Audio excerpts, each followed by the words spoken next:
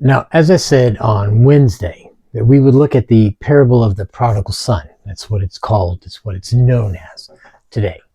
And we can find this in Luke 15, verse 11 through the end. And I'm not going to read it all until basically just summarize the story. And then let's see what we can draw out of it. All right. So we have a man who has two sons. And the younger son comes to him one day and says, I would like my inheritance. And so the father divides what he has between his sons. And a few days later, the younger son takes off and leaves. And he goes to a far and distant land. And he spends the money. He makes friends. And he hangs out. And he does all kinds of crazy things. We don't even know what. But let's say it involves drugs, sex, and rock and roll. He finally reaches the end of his resources. All of his money, all that he's gotten from his father, he's spent it all. And he's lost all his friends now. They're not there when he doesn't have anything. And he gets a job feeding pigs. And he's looking at these pigs with some envy because they have more to eat than he does. And yet nobody's giving him anything to eat. But the significant thing is that as he's there, it says he came to himself. He was there in the pig pen and he realized, my dad's employees, his hired servants, he takes care of them. They don't lack for food. And so he makes up his mind that he is going to go back to his father's house. And he's going to tell his dad, I don't even deserve to be called your son, your child. I just want a job. I've sinned against you. I've sinned and I've caused problems. And I don't deserve to be your son. And so he heads home. He takes this journey, however long it was. But before he ever got there, his dad, his father, saw him a long ways off, and he ran out to meet him. And he fell upon him and he kissed him. And he kissed him. So joyed to see his son. And the son says, Dad, I don't deserve to be. I'm not sure. I don't deserve. I can't be. I just want a job. I can't even see myself as your son anymore. And the father basically told him, you are my son. And he clothed him with his robe and put sandals on his feet and a ring on his finger. And they killed the fatted calf and they had a party. Because his son, who was gone, who was dead, who was lost, had come home and was alive. And it's a beautiful story. But you notice this young man didn't know his own father to the extent that he said, I can just go home and be one of my dad's hired servants, his employees. That way I'll know I'll have what I need to eat. And he'll take care of me.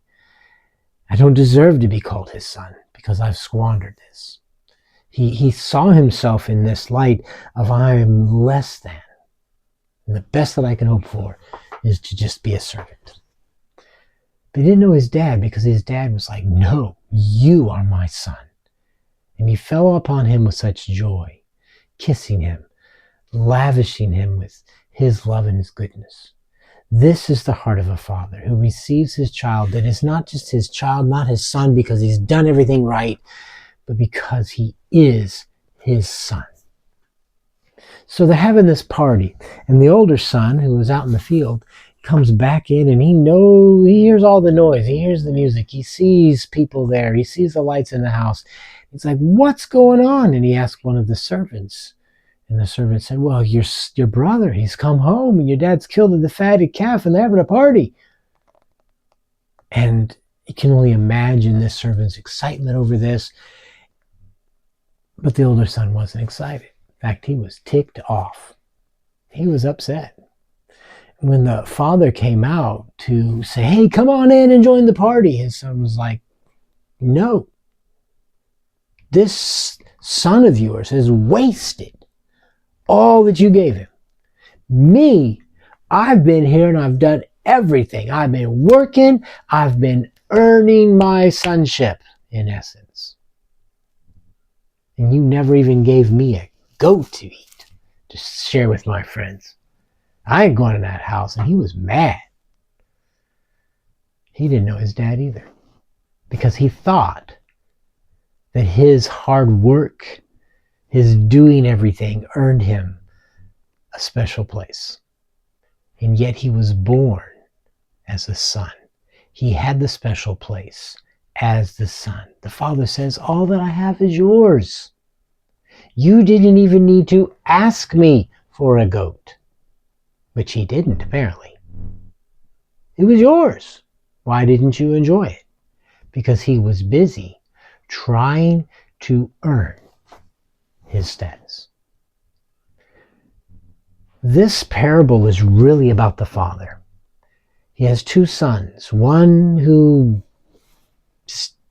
goes and does what feels good and what feels right, and then realizes this is not leading to the life that I want. The older son, the other son, he is working and doing. He is trying to earn and be by what he does, and doesn't realize that doesn't make him more of a son. They were both sons, and the dad loved them both. And there was plenty in his house for both of them. The older son, judged the younger son. Your son, he is no good. He is wasted and squandered, and he's not done what he's supposed to do. But the dad had already embraced him and welcomed him to his home. How does this relate to Wednesday's video?